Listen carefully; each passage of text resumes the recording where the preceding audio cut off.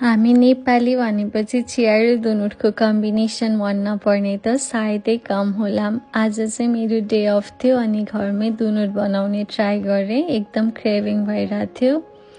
यसको लागि चाहिँ मैले सुरुमा इस्ट लिएँ, 1 चम्चा इस्ट हालेँ अनि स्वादअनुसारको नुन र चिनी हालेँ। मैले चाहिँ 2 चम्चा चिनी र आधी चम्चा नुन हालेकी थिएँ। त्यसपछि मनतातो बनाएर तताइएको दूध हालेँ, आधा कचौरा जस्तो ठुलो कचौराको, अनि पगालेर राखेको बटर हालेँ। यसलाई चाहिँ मजाले मिक्स गर्नुपर्छ। मजाले मिक्स गरेपछि चाहिँ त्यो इस्ट चाहिँ फर्मेन्ट हुनको लागि कभर गरेर राखिदिएँ।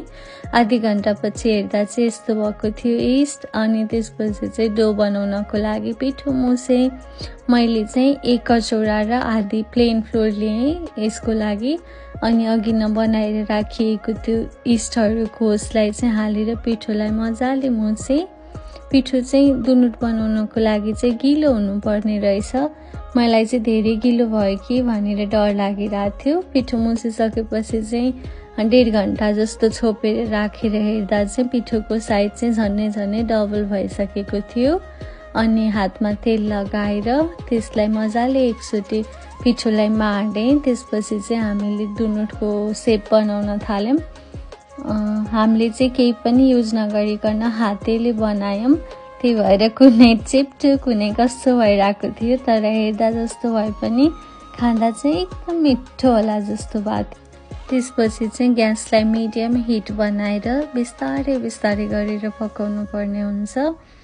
मजाले उसिरहेको थियो दुनुट हेर्दा चाहिँ। अनि मलाई चाहिँ अघिनको डर पनि दूर भइसकेको थियो। अब चाहिँ मिठो होला जस्तो, झन् ट्रेमा राम्रोसरी राख्दा त कुन बेला चिया बनाएर चुबेर खाम जस्तो भइसकेको थियो। म चाहिँ अब हजुरहरूलाई देखाउँदैछु कस्तो भयो भनेर।